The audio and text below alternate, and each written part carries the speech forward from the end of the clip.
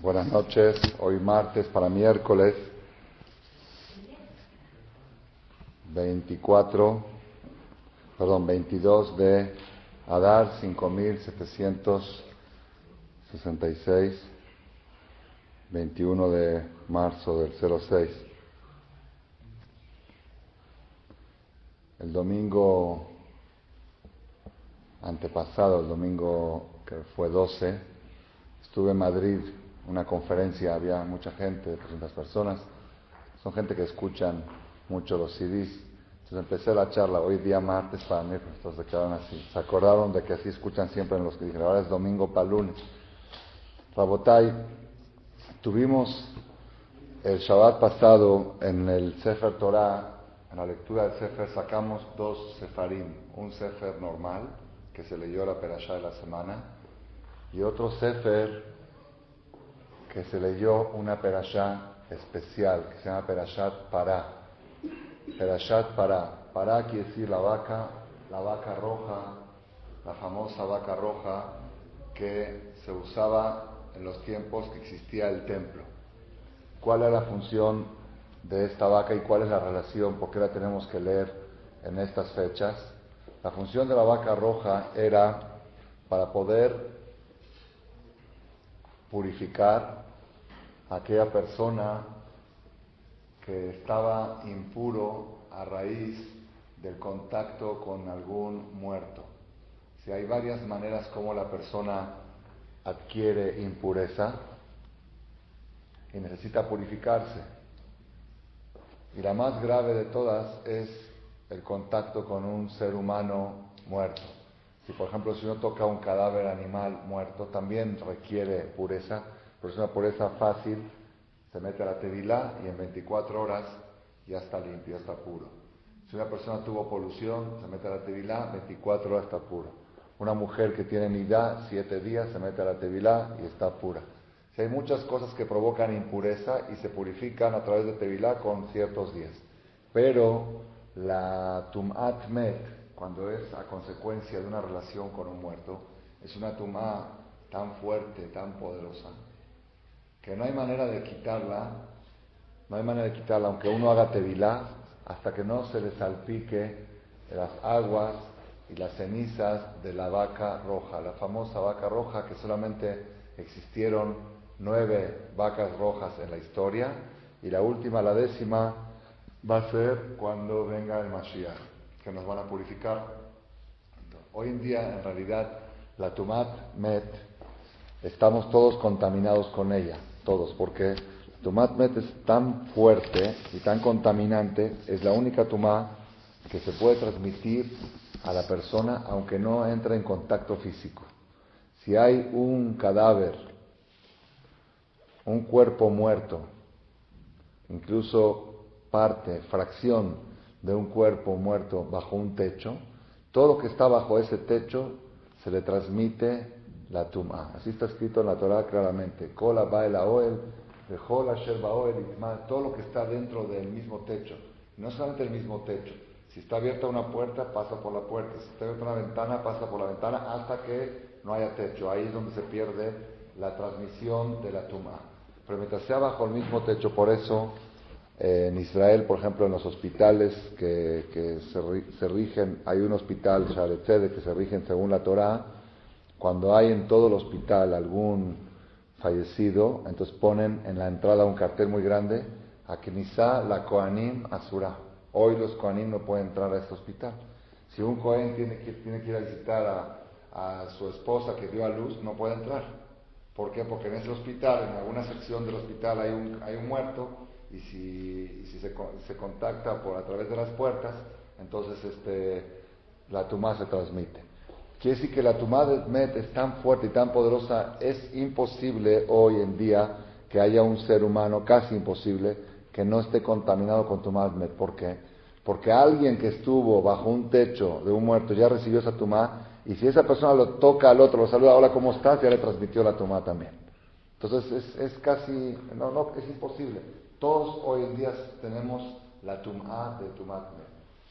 A tal grado, entre paréntesis, estuve ahora en Israel y me contó un un rabino que trabaja con gente alejada del judaísmo para acercarlos,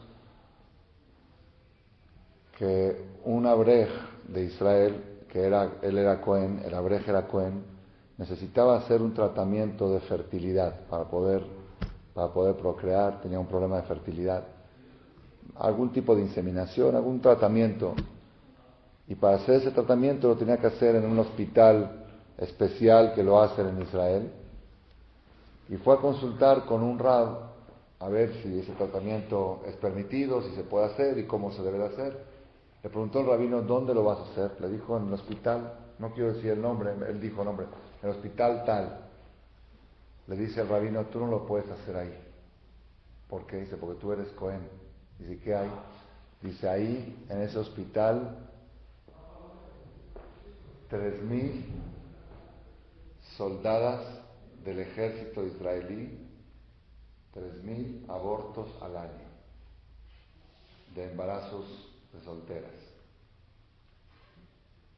Y los abortos, los fetos, tienen tumá. Y el Cohen no puede entrar a un lugar.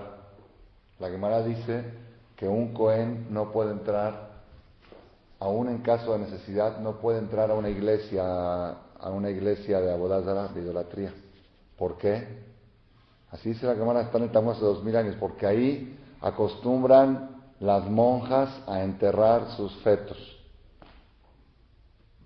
Las monjas, las vírgenes, Yani. Se ve que se embarazan del Espíritu Santo y tienen que abortar.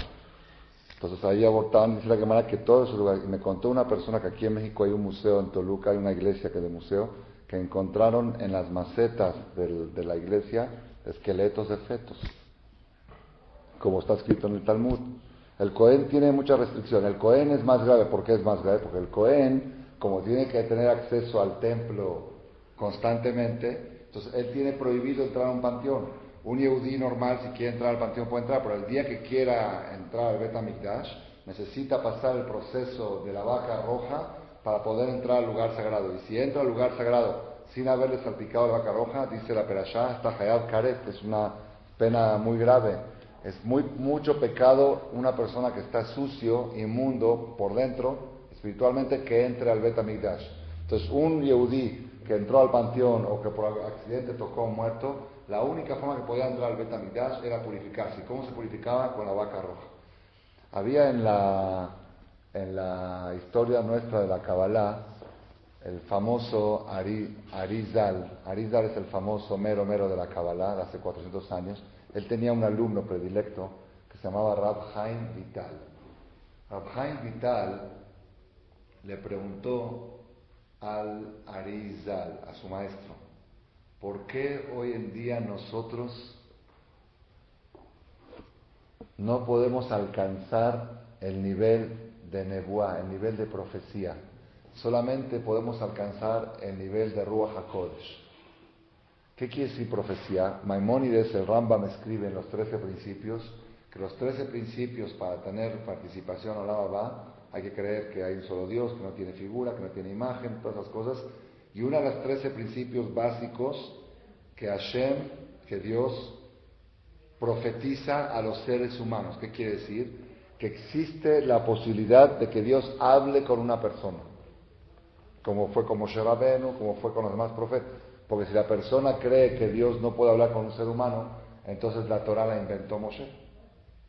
Porque si no habló Hashem con él, Vaidaber Hashem y Moshe Lemor, entonces es un invento. Entonces es básico de que existe la opción de que Hashem hable con un ser humano. En realidad es difícil entender.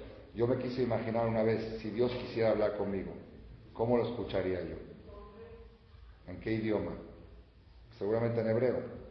Pero ¿cómo se escucharía la voz? ¿A lo yiddish o a lo sefaradí, halevi, o cómo? Fuerte, tenue, una voz baja, una voz alta, una voz que retumba, con eco? ¿Cómo se escucharía? Es muy difícil imaginar, porque si lo imaginamos, ya le estamos dando imagen y figura a Dios. Entonces, por eso hay gente que cree, entonces es imposible de que alguien pueda escuchar a Boreolán, porque ¿cómo lo va a escuchar? ¿Con qué oídos? Sin embargo, Maimónides dice de que es uno de los 13 principios de la fe judía, que Hashem puede hablar con un ser humano. Y la prueba es que habló con Moshe, Vaidaber Hashem Moshe Lemor, habló Hashem a Moshe diciendo, todo el tiempo se repite en la Torah, como lo ordenó Dios a Moshe. ¿Cómo le va a ordenar? Si no escucha, con profecía. Le preguntó el Rab Haim Vital al Arizal, ¿por qué hoy en día, estamos hace 400 años, nosotros podemos alcanzar únicamente el nivel de Ruach HaKodesh y no podemos alcanzar el nivel de profecía? Ruach HaKodesh, ¿qué es? Ruach HaKodesh no es que estás escuchando la voz de Hashem, sino es que la persona tiene visión de cosas futuras. Tiene un presentimiento y sus presentimientos son certeros. Presiente que va a pasar, ya no es un presentimiento, es casi como una profecía, como un vaticinio. Eso es un Ruach HaKodesh, un espíritu que Hashem le da a la persona para que pueda ver más allá de lo que la gente no ve. Eso se llama Ruach HaKodesh. Eso hoy en día sí podemos tener, y había tzadikim que lo tenían en esta generación también. Entonces preguntó Rab Haim Vital, ¿por qué en nuestra generación solamente podemos llegar a Ruach HaKodesh, solamente? ¿No se conformarían con Ruach HaKodesh? Pues él no se conformó. Pero ¿por qué yo no puedo llegar a profecía? ¿Por qué yo no puedo ser un Isaías, un Jeremías? ¿Por qué yo no puedo ser...? Así le preguntó, antes de continuar con la respuesta. Okay. Tenemos que aprender nosotros de esta pregunta. ¿Por qué nuestras aspiraciones son tan limitadas? ¿A alguien de nosotros se le ocurrió alguna vez esta pregunta? Oye, yo quisiera ser como Moshe, yo quisiera poder escuchar la voz de Hashem. No se nos ocurre. Ni Ruach HaKodesh se nos ocurre. No, déjame a mí cubrir el gasto del mes y salir con mis problemas y hasta ahí nomás. Dijo una vez un rab que estuvo acá en México, vino a visitar, dio un shiur a los muchachos de la yeshiva. Dice, el problema nuestro, de nuestra generación, es que aspiramos poco y por eso recibimos poco. Pensamos en chico y por eso recibimos en pequeño. La persona tiene que pensar en grande. Y el Arizal, su alumno, Rab Haim Vital, pensaba en grande. Si yo quiero Ruach HaKodesh y ya sé que ya voy a llegar, pero ¿por qué no puedo llegar más? ¿Por qué no puedo ser yo un Moshe Rabenu? ¿Qué le contestó el Arizal? Dice, es imposible que hoy en día lleguemos al nivel de profecía. ¿Por qué? Porque nos falta la vaca roja. Porque todos estamos con la inmundicia de Tum'at Met. Todos tenemos la Tum'at de un cadáver muerto que murió con contacto de alguien que tocó a un muerto. Y esa oscuridad, esa opacidad no permite que podamos escuchar la palabra de Dios en nivel de profecía, solamente en el nivel de Ruach HaKodesh. Entonces la semana pasada leímos en la Torah esta perashá que corresponde al tema de cómo se purificaba una persona que tocó a un muerto. Y una persona puede decir, bueno, ¿qué tiene que ver? ¿Y por qué la leímos nosotros? El Shabbat pasado sacamos un sefer especial para leer esta perashá. ¿Por qué razón? La razón es muy sencilla. Porque en los tiempos del Bet HaMikdash, cuando llega la fiesta de Pesach, cada judío, hombre y mujer, y niño mayor de Bar Mitzvah, y niña mayor de Bat Mitzvah, tienen obligación el día 14 de Nisan de hacer Shechitá, un Korban Pesach, un cordero, y comerlo asado la noche del Seder. Es mitzvah de la Torah, Keliesh, Umatzot. Hoy en día no tenemos Bet HaMikdash, comemos el afikomán, Zecher le Korban Pesach, recuerdo del Korban Pesach. Pero cuando había Bet HaMikdash, tenía que ser ese cordero, ese borrego, que es Kadosh, es sagrado, se sacrificaba en el Bet HaMikdash. Era algo impresionante, el movimiento de cientos de miles de corderos, decenas de miles de shohatim haciendo shechitá y salpicando, y los kohanim. El movimiento era impresionante. Cada quien llevaba su cordero a la casa y lo comían asado en la noche del Seder. Y esa carne asada se debe de comer en estado de pureza, como dice la Torah, Kol Tahor Yohelenu. Únicamente una persona pura le puede comer. Entonces todos los judíos antes de Pesach estaban obligados a purificarse para poder comer el Korban Pesach. Todo el año la persona dice, yo puedo estar tamé y no voy al Bet HaMikdash, me cuido de no entrar, no entro al lugar sagrado, me quedo en mi casa en Jerusalén, no entro al lugar sagrado.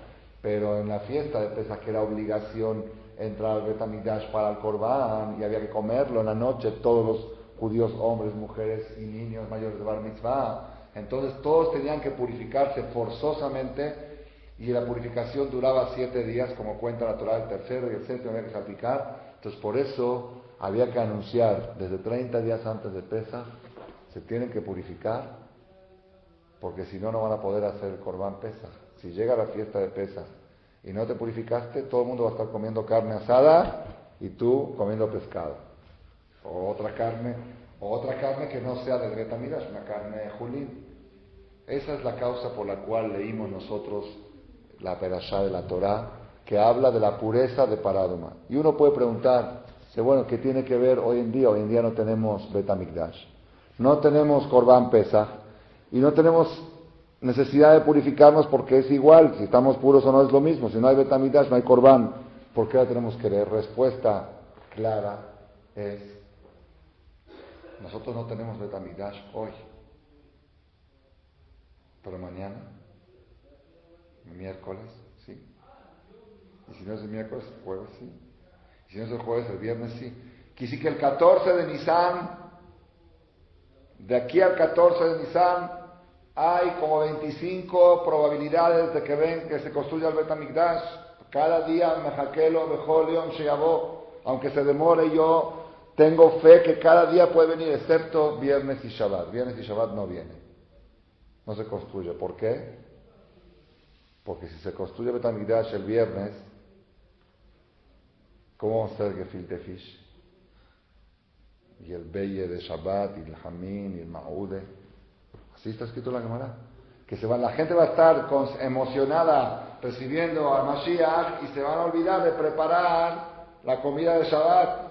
Oye, un Shabbat sin comida no pasa nada. En Shabbat comemos carnes frías, con tal de que se construya. No. Shabbat se come caliente. Que no vaya a reducirse algo del cabot de Shabbat, para que veas que es tan importante el Beit Hamikdash, pero el Shabbat es más importante. Y si tienes que profanar el Shabbat para recibir al Mashiach, mejor que no venga, que venga el domingo.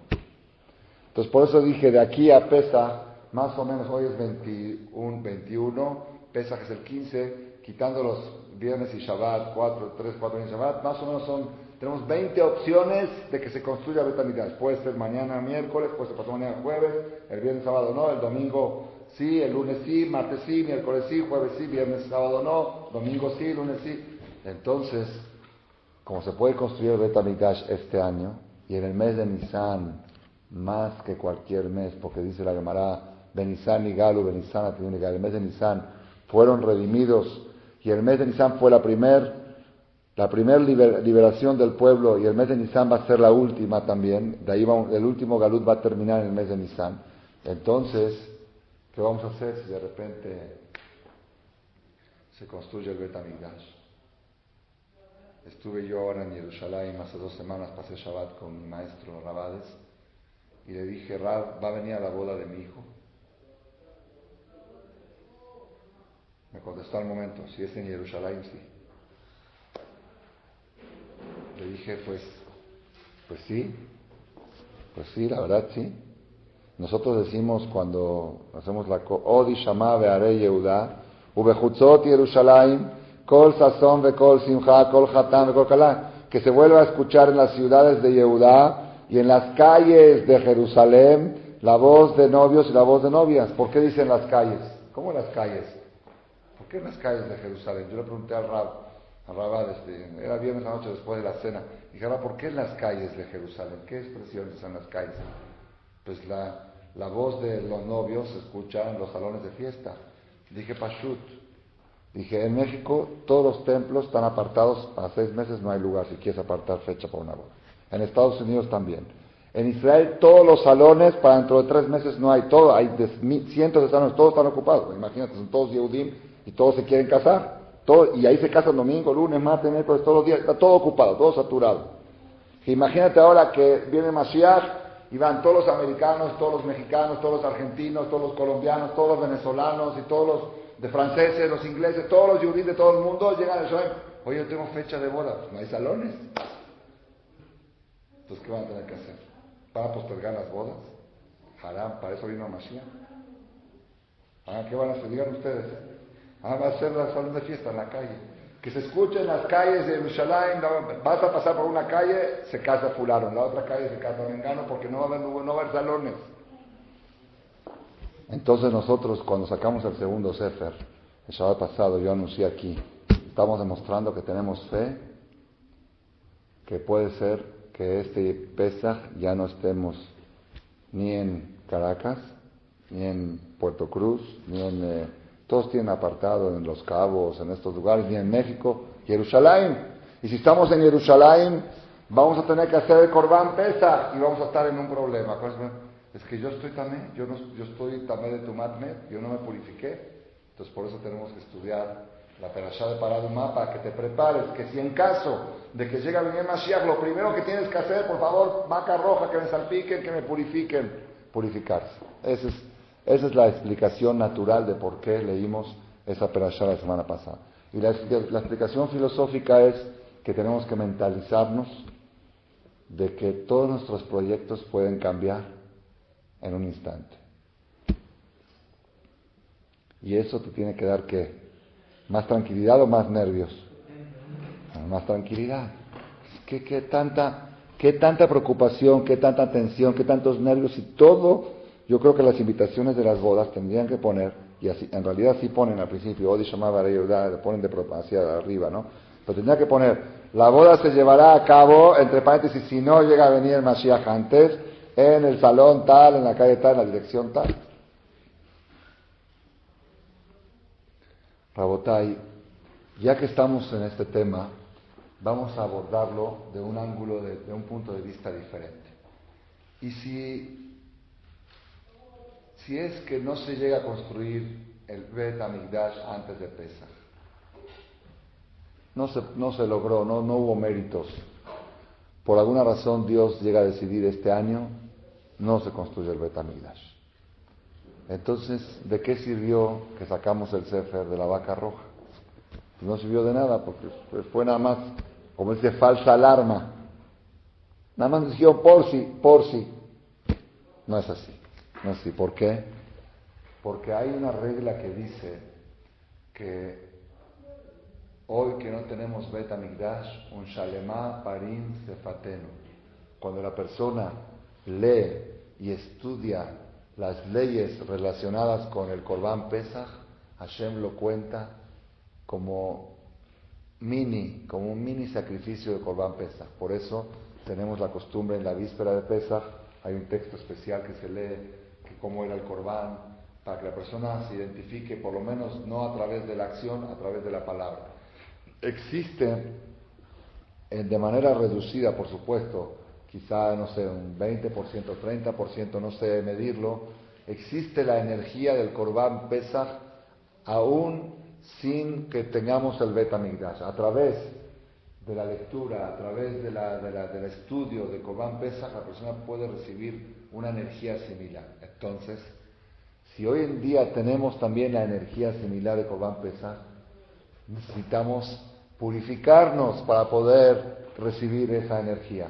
Por eso nos purificamos también a través de la lectura de la Perashá. Entonces quiere decir que tenemos dos caminos para pensar. Un camino es que si se llega a construir el Bet Hamikdash, tenemos que físicamente buscar la vaca roja. Por eso la leyen. Y si no se llega a construir, pero vamos a leer la lectura del Corbán Pesach y tratar de recibir esa energía. Para poder recibir esa energía tienes que purificarte. ¿Cómo nos purificamos? Leyendo esto. Rabotai, quiero decirles una cosa que fue una novedad que se me ocurrió este Shabbat a las 5 o 6 de la mañana, se me fue el sueño, y algo que creo que es una iluminación que Hashem me dio. Cuando sacamos el primer Sefer de Shabbat, empieza la Torah hablando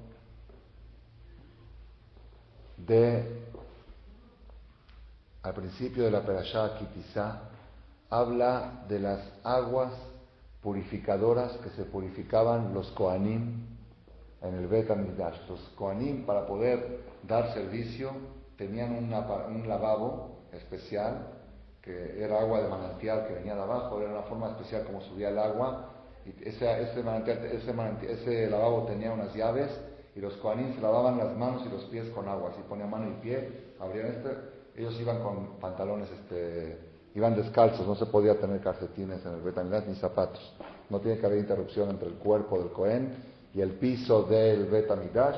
Ellos, antes de entrar, Antes de entrar a hacer cualquier servicio, tenían que poner mano y pie, abrían la llave y le caía el agua en la mano y en el pie simultáneamente. Y así está nuestro Barajatzú, Aarón, Ubanav, se lavarán Aarón y sus hijos, Etiedehem, Betraglen, sus manos y sus pies, Beboam, Elel, Boel, Hatzú, Main, tienen que lavarse con agua. La Torah empieza hablando de la purificación que viene a través del agua. Cuando termina la Perashá, sacamos el segundo Sefer y habla de la vaca roja y todo el tiempo se repite el concepto del agua. Dice Maim, Haim, tiene que agarrar aguas vivas, aguas puras, y ahí se metía la ceniza de la vaca roja y se mezclaba. Todo el tiempo dice Bemaim, se lavará con agua, se meterá en la tevilá, se purificará con agua. Las aguas son símbolos de purificación. Después abrimos la Haftará. La Haftará es una porción del profeta que se lee justamente en Shabbat Pará, y ahí también habla de cuando venga el Mashiach, dice Dios, yo arrojaré sobre ustedes aguas puras y los purificaré, como diciendo, quieran o no quieran, los voy a purificar cuando venga el Mashiach. Entonces me llevó una impresión que todo el tema de la Parashá, ya sea del primer Sefer, del segundo y del Haftará, están basados en el tema de purificación, y la purificación viene básicamente a través de agua. Aún la vaca roja se mezclaba con agua para salpicar y purificar.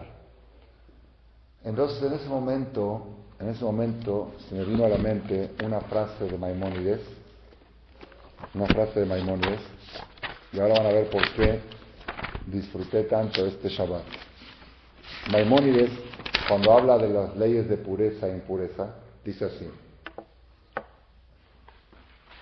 Cuando termina, dice, Davar barur begalui lakol. Es algo claro y obvio.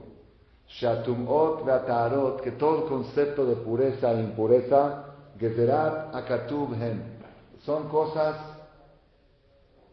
decretos celestiales, no es una cosa lógica. Venam midvarim sheda'ato shel adam machata, no son una cosa que puede tener lógica, porque una persona se hace puro o impuro, porque vejena tevilá, cuando se mete a la tevilá y se purifica, también es un hok, porque hok quiere decir algo ilógico, porque she'ena tum'at tit otzoa, la tumá no es un barro o lodo, sheta'avor bemaim, que la puedas limpiar con agua. Uno dice, lávate las manos. ¿Qué es lávate las manos? Lávate las manos. ¿Están limpias? ¿Qué lávate? ¿Están limpias? ¿No dice? Ya nos acostumbramos, lávate las manos. Pues las tengo lavadas, las tengo limpias. Entonces dice el Rambam, el concepto de pureza e impureza no es un concepto lógico, es un concepto de hok. Hok es algo que es contra la lógica, es algo que solamente Dios entiende qué tipo de mugre tiene el alma y cuál es la estrategia para quitarla. Ela que será takatubi. Esto es una cosa, un decreto celestial. De adabar talui bekavanat alev. Todo depende de la intención de la persona a la hora de purificarse, a la hora de meterse a la tevilá, a la hora de lavarse las manos. Ulfikach, por eso dijeron los Fajamim, tabal velo ufzak, kirulotaba, la persona que se metió al mar. Por ejemplo, el mar también purifica. Una mujer nida que se mete al mar se purifica. Pero si ella ni sabía que estaba impura y ni pensó, no le sirve. Tiene que ser con, o uno se lavó las manos y no pensó para comer pan, la mentira no le sirve. Tiene que ser con kavaná, tiene que tener intención de purificación. Tabal velo ufzak kirulotabal. Dice Maimónides, sin embargo, a pesar de que esto es algo que no tiene lógica, remes yesh badavar, hay una enseñanza filosófica, no tiene lógica, pero tiene enseñanza filosófica. ¿Cuál es? Que Shem sheamechaven libo letaher, así como aquella persona que decide purificarse y se metió a la tevilá, se purifica, aunque es la misma persona, dice, antes estaba limpio y se metió a la tevilá y salió limpio. A veces gente dice que sale más sucio cuando se mete a la tevilá que antes, a veces la tevilá no está tan limpia. Y la persona no cambió nada, quedó igual. Dice, oye, ¿qué cambio hubo? Antes era la mujer nidá y el que se acostaba con ella, hayab karet, y después, kasher, teorá, ¿qué pasó en esta misma mujer? No hubo ni un cambio. Sin embargo, tenemos que creer que sí hubo un cambio. Dice el Rambam, así también aquella persona, amejaben libo, aquella persona que concentra su corazón, letaher nafsho, para purificarse, mitumata nefashot, de las Mugres del alma. ¿Cuáles son las mugres del alma? Shehem machshevot ha'aven, los pensamientos chuecos, torcidos, desde ideas incorrectas. La persona que quiere purificarse de todas esas mugres que están dentro de uno, cuando la persona decide apartarse de aquellas ideas, y se sumerge a sí mismo, miren el lenguaje de Rama, se sumerge a sí mismo en las aguas de la sabiduría, se sumerge a sí mismo en las aguas de la sabiduría, en las aguas de la mente, tahor. Esa persona se purifica. Areu Omer es lo que dice en el profeta, que lo leímos en la Haftarah, Bezarakti alechem maim teorim.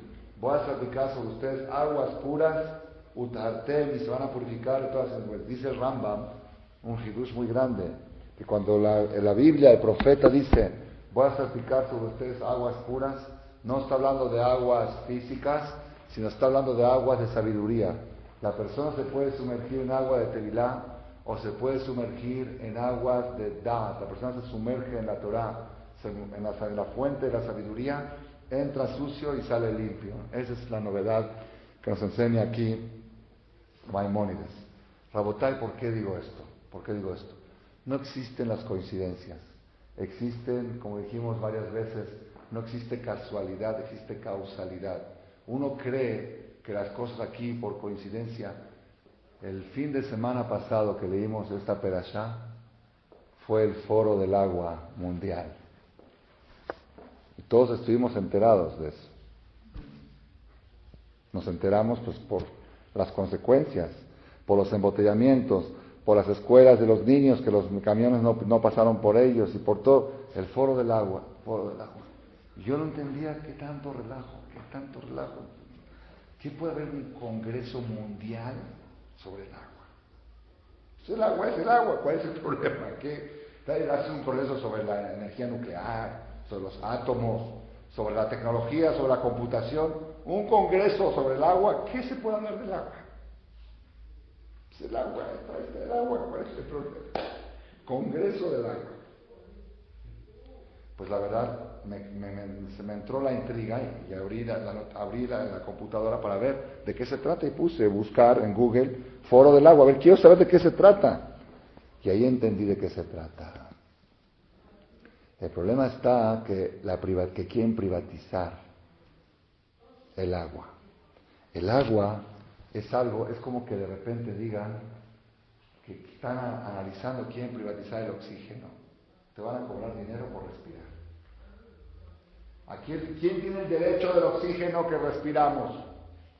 ¿A quién le pertenece? ¿Hay que pagar un impuesto para respirar? No. Pues ya. El agua y el oxígeno son cosas que se tienen que dar gratis y a todo el mundo. Y hay 7 millones de mexicanos que no les llega el agua a su domicilio, no tienen acceso a este producto tan vital. Entonces, ¿cómo vas a privatizar? Entonces, ese es el tema. ¿Cómo hacer que un producto tan vitalicio llegue a todas las personas como Dios lo hizo en la naturaleza, de que todos los seres humanos tengan gratuitamente este objeto de tanta necesidad? Así trae el Rehobat HaLevavot. Cuanto más necesario es algo, más gratis es. El oxígeno, pues es gratis. El agua, que es imposible sin el pan, ya que uno puede aguantar más, cuesta un poco más caro. Así trae el Rehobat HaLevavot. Ese es el tema del Foro del Agua. Entonces ese es el tema del Foro del Agua, que los seres humanos no pueden vivir sin agua, necesitan el agua. El agua no se puede privatizar, el agua tiene que ser gratis, no se puede cobrar. Si tú no pagas la luz, te la cortan. Si no pagas el agua, te la suspenden. No existe. Es internacional, en todo el mundo. No existe que a una persona le puedan suspender el suministro de agua a su domicilio porque no pagó la cuenta. Le pueden demandar, le pueden cobrar, le pueden embargar muebles por no pagar, pero suspender, nunca va a ser un recibo de agua, evite la suspensión, pague a tiempo. En agua no. ¿Por qué? Porque el agua no se puede suspender. No se puede suspender. ¿Cómo que suspendas el oxígeno? Rabotai, ¿ya entendieron la relación? Nosotros tenemos que saber, para nosotros los Yehudim, Para nosotros los Yehudim, la Torah fue comparada al agua. Dice el Pasuk, Ine Yamim Baim, van a llegar los días, Veishlachti Raab Baaretz, va a haber hambre en la tierra, Lo Raab Lalechem, no hambre de pan, Velot Tzamel Amayim, no sed de agua, Kim Lishmoa Edvad Hashem, va a haber sed para escuchar la palabra de Hashem. Va a llegar una época, y es la época que estamos ahora. La época que estamos ahora, la Gemara dice, Nimshelu Israel, Ledagim Shebayam, el pueblo de Israel fueron comparados a los peces del mar. ¿Por qué a los peces del mar? Y el mes de Adar es el signo Piscis. ¿Por qué fue comparado a los peces del mar? Si los peces del mar, a pesar que están todo el tiempo dentro del agua, cuando llueve, saltan. ¿Por qué saltan cuando llueve? Los peces, si te acercas al mar, ¿por qué saltan? Para recibir agua, porque está llegando agua del cielo, van a recibir agua. Oye, pero tú estás lleno de agua, Sin embargo, cuando llega agua nueva, salen a recibir agua nueva. Explicó mi maestro Rabbi Udades, cuando alguien siente que es su fuente de vida, en la fuente de vida no hay límites, aunque estés ahogado de agua, quieres más agua. Dice, igual el pueblo de Israel aunque están ahogados llenos de Torah, y tienen clases, y tienen shurim, llega de repente un rab extranjero a la ciudad, y todo el mundo sale a recibirlo a unas gotas más de agua. Yo, en mi viaje que estuve en España, en la ciudad de Melilla y en Madrid, viví esta experiencia. Todavía no lo puedo creer. En la ciudad de Melilla, una ciudad muy pequeña, toda la ciudad 20.000 habitantes. Y de los 20.000 habitantes son 150 familias judías, 1.000 Yehudim, 150 familias. 150 familias, ¿cuántos entre hombres y mujeres adultos son? 300 personas, ¿no? Casados. Pues en el seminario habían 280 personas, en un hotel, escuchando Torah desde el viernes en la noche hasta el domingo al mediodía, 14 horas, terapia intensiva, Torah, conferencias, shurim. Todos dicen, Rab, ¿cómo puede usted estar parado hablando 14 horas? Dije, eso no es novedad, ese es mi trabajo, pero ¿cómo puede la gente estar escuchando 14 horas? ¿Cómo tiene paciencia? ¿Ok? Terminé el domingo al mediodía en Melilla y el domingo a la noche tenía conferencia en Madrid a 2 horas de vuelo. Ya tenía todo programado, todo ordenado, terminé mi charla a las 2 de la tarde, rápido al aeropuerto para tomarme el primer avión, para llegar. La noche de conferencia había 700 personas esperando en Madrid. Llegamos al aeropuerto, mal tiempo. En 30 años no se suspendieron vuelos Melilla-Madrid por mal tiempo. 30 años. ¿No se acuerdan que se suspende un vuelo por mal tiempo? Hay mal tiempo, pero no se suspende. Vientos de 120 kilómetros por hora. Aviones de hélice. Que nada más cuando viajé de ida, nada más por primera vez en mi vida que viajé en avión de hélice. ¿Han viajado en avión de hélice? Nada más cuando empieza así, se mueve todo el avión. Tiembla uno abajo y hace así, parece temblor. No pueden despegar. Toda la gente peleándose, discutiendo en el aeropuerto, que tengo que llegar, tengo una cita. No hay, se suspendieron los vuelos. Ni siquiera llegó el avión de Madrid para que pueda salir a Madrid otra vez. No hay vuelos. Pues no hay vuelos, yo había empacado, estaba con la maleta, todo, de regreso al hotel.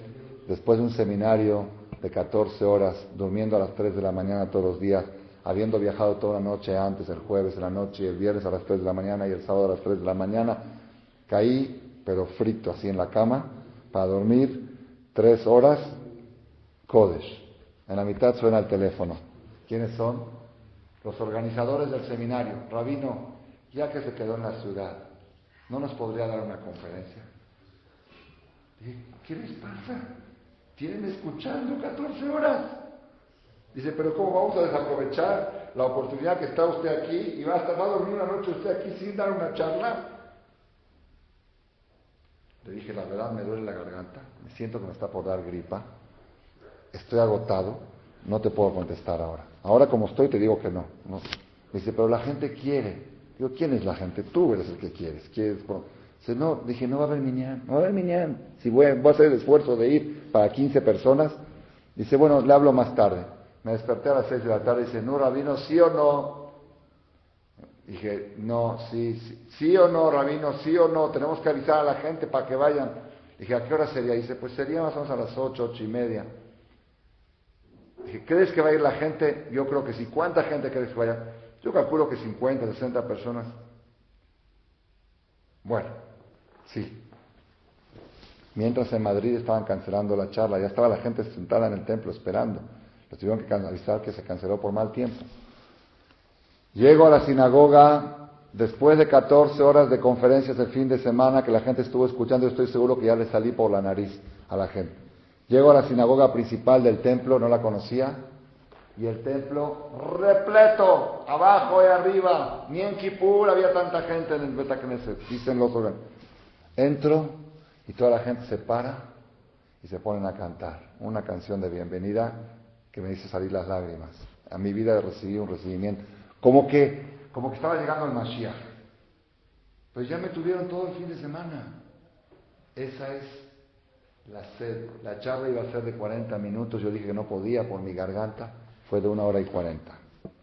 Terminando la charla, propuse hacer una colecta de horas de Torah, de Yom Purim hasta Yom Kippurim, de Purim a Kippur, como hacemos aquí en Hanukkah, para ir de Purim a Kippur. ¿Cuántas horas de Torah creen que recolecta? Fue la mejor colecta de mi vida.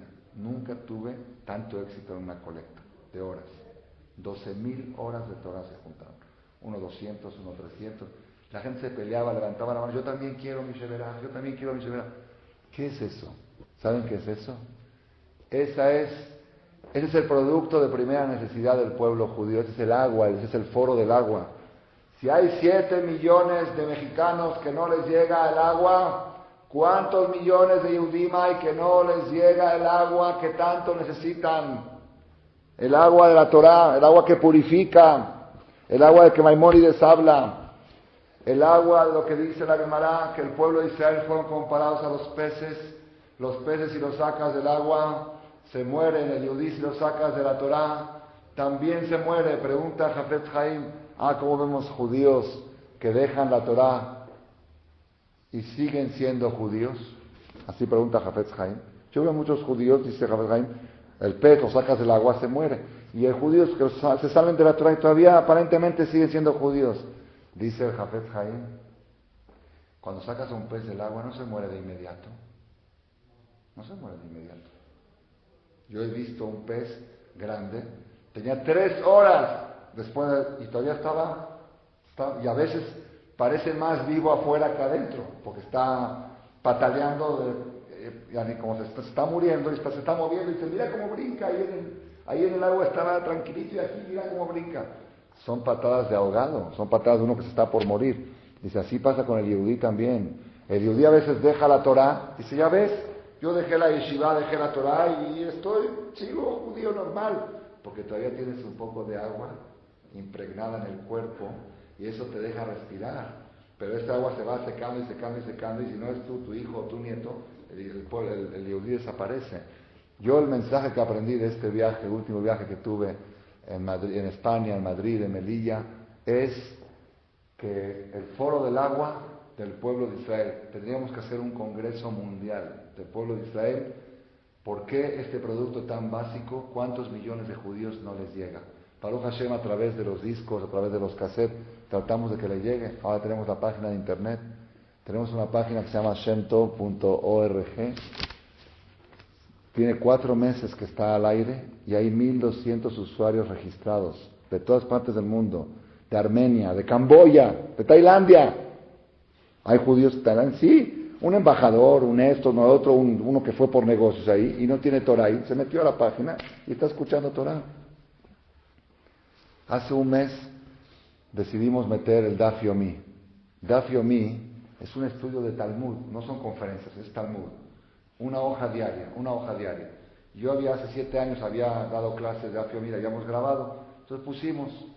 Hace una semana me habló el que se encarga de la página y dice, Rabino, usted llegó hasta la página 60 y después ya no sigue. Dije, sí, lo que pasa es que se interrumpió la clase y ya no seguí. Dice, bueno, pero la Gemara sigue 60 hojas más. Dije, yo ahora no puedo ponerme a grabar 60 hojas de Gemara porque estoy casando a un hijo y tengo pesaje encima y tengo esto y tengo lo otro. Dice, pero hay gente que se va a decepcionar. Dije, ¿quién crees que se ponga a escuchar en internet? Daf Yomi. La gente escucha una conferencia, una charla. Daf Yomi es estudio, es Gemara profunda. Me dice, vamos a hacer una prueba. mandó un email a 1200 direcciones de usuarios que tenemos en la página a decirles queremos hacer unos cambios en la página de Daf Yomi, queremos saber si ustedes la están escuchando. Recibimos 110 respuestas.